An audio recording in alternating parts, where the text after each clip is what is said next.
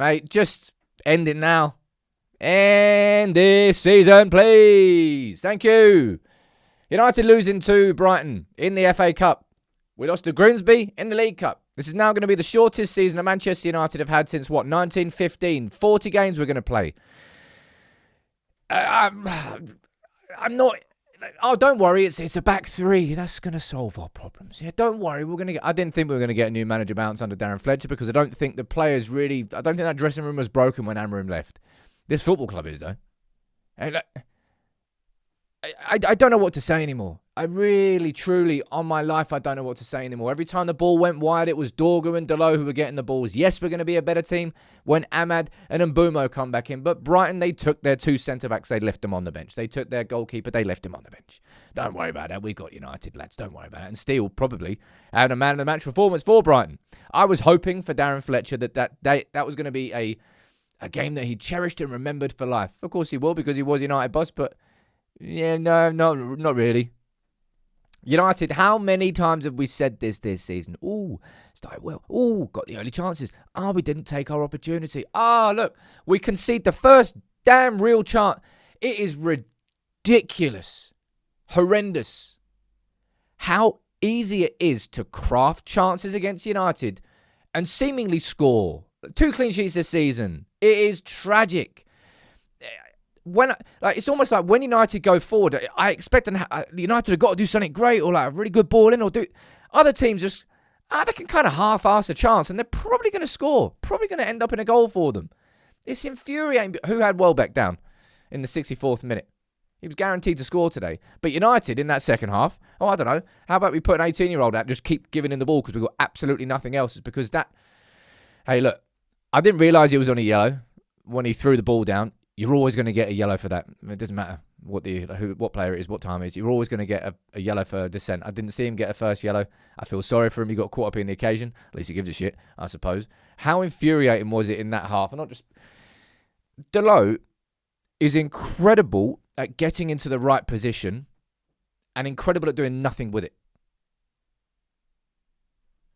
Dorgu out on that left-hand side... It was those two who had the ball in so many occasions, and we just didn't have nothing, which is why we put Lacey on. But this isn't a game to talk about individuals, really, or this is just a reflection of. I mean, how bad are we? Like, have I been kidding myself, people? I've always felt that not because we're a great team right now, because Mate, we are a terrible team. Like, truly and honestly, we are a terrible, terrible football team. It doesn't matter whether you play 4 at the back, 3 at the back, 5 at the back. It doesn't matter if you play with a bit of... I actually thought the tempo in the first half was quite good. Honestly, it did. Quality wasn't there in the final third. Maybe that's what happens when your best players like Ahmed and Mbumo aren't there, but you can't use that as an excuse. And Brighton literally rested quite a lot of their team there today. But it's just like, how bad are we? Like, how far... Like, the reason that Ruben Amorim was sacked he was sacked because he called out his bosses in public. Let's be completely honest. That was the main reason he got sacked. Not because of the results. I think they were willing to continue with the results if he didn't do that, but he did. And then they sacked him because we've still got an opportunity for the second half of this season to somehow, through the back door, sneak in uninvited into the Champions League. You watched us this season. Do you think the only reason I want Champions League football next season is because A, I'm bored of not watching United in Europe, but B, I know that we need it as a football club. I don't want to see United go up against Real Madrid. You kidding me? We're going to get playing like that. We'll get our asses handed to us. We are absolutely nowhere near ready for that European stage yet, but we need that for where we are financially as a football club and what it means for United and the prestige of it, more than anything else. Mate. No new manager bounce. I didn't think a new manager bounce was going to come under Fletcher because, as I said, I don't think it was that sort of like when Mourinho... who am I kidding? I'm not fucking going back and talking about it. Of course we scored a goal. Šeško, good header. Fair play to him, good corner, but that's kind of all United had. Don't worry, lads, all right? We've only got City in the derby at Manchester, Old Trafford next, and then Arsenal away. Don't worry, lad. Yeah, good. Bring Boomer back. Bring Ahmad back. Let's get some... But this week, we're about to find out who's going to be our interim manager until the... head coach, until the end of the season. This team, from a defensive perspective, is so atrocious. It's so simple to play the balls through.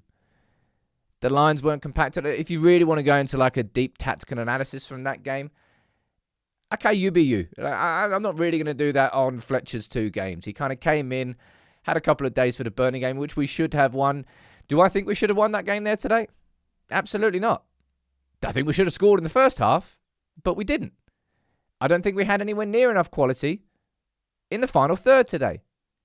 I just don't think we've got consistent quality everywhere, man. That's what I mean. I'm going back to that. I think I've been very generous with how I've looked at United this season. Truthfully, my expectations of watching Man United have just diminished and disappeared to the point where I'm content with things I wouldn't have been content with before. Like the bar has been dropped so low that it doesn't really take much to excite me. The bar is, and I don't mean this in a disrespectful, but you saw it when Shea Lacey came on. Everybody edging towards, no, you didn't physically see it, but you heard it. Everyone edging towards the edge of their seat, waiting for this 18-year-old lad because he's probably capable, and he is capable, skipping past a man, trying to swing a ball in. And that was enough. Mate, you heard it in that half-time. There were boos. You heard the frustrations. Every time the ball went backwards, I'm telling you, this fan base going into this interim manager is, the frustration levels are just there, man. Can you blame us now? We are an extremely patient fan base in the grand scheme of things. We really are. I don't give a crap what anyone else says, what their opinions are. But whoever comes in is coming into a fan base which is just, how much more can you take of just disappointment after disappointment after disappointment after disappointment? We're a club with prestige, but that's just in the history books. I'm just... This is Manchester United, people, now. Project 150.